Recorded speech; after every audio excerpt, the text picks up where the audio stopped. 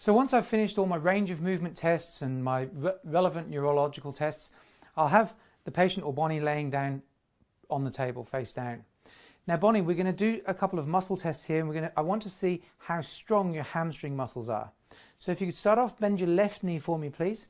And it's always good when the patient's laying down, sometimes left and right gets a bit confusing, so if you want to use the left leg, just give it a little tap.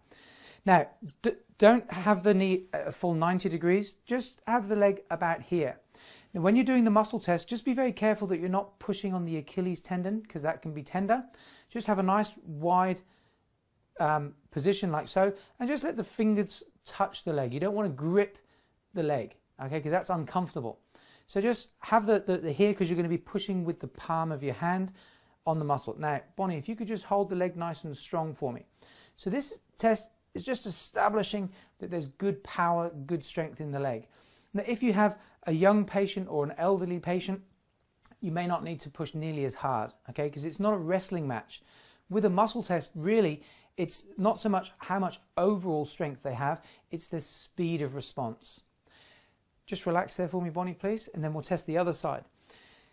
If you have a stronger patient, maybe someone who's not quite so sure about the whole principle of muscle testing, you can always demonstrate to them just how strong they are to start with. So hold nice and strong for me, Bonnie.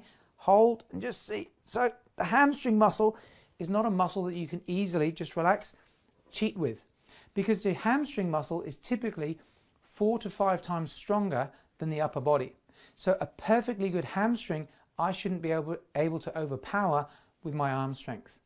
So I like to start with the hamstrings. I like to use the hamstrings to test the nerves all the way up through the whole spinal cord. So Bonnie, what we're going to do now is we're going to try and locate where the stress is coming from that may be affecting your health. So what we're going to do, just with very light fingertip pressure, I'm going to isolate each nerve as it comes off the spinal cord and goes into your body. Now, if we come across a problem, you may find that the muscle goes weaker. So if you could bend the knee for me there, please. Hold nice and strong.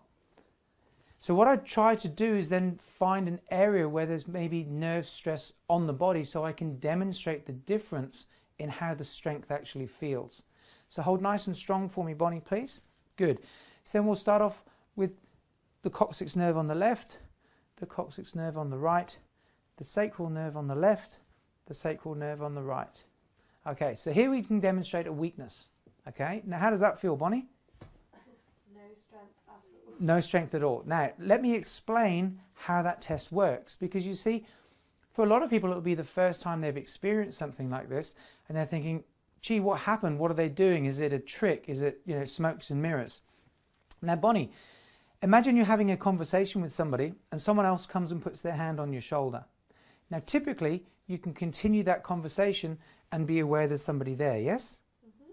So always ask the patient if they understand. Yeah, of course, that makes sense. Now, Bonnie, imagine you've got a nice fresh bruise on the shoulder here. You're having a conversation, someone comes and puts their hand on the shoulder. Automatically, you're going to turn, kick, punch, scream. You're going to do whatever you can to protect yourself. Sometimes even just before they touch it. Have you ever had that happen before? No, but I know what you mean. You know what I mean? Okay. So exactly the same principle. If I were to put pressure here and there was a bruise, you would stop what you're doing and you'd focus on trying to protect yourself. When I put pressure here on the sacral nerve, exactly the same reflex is in play.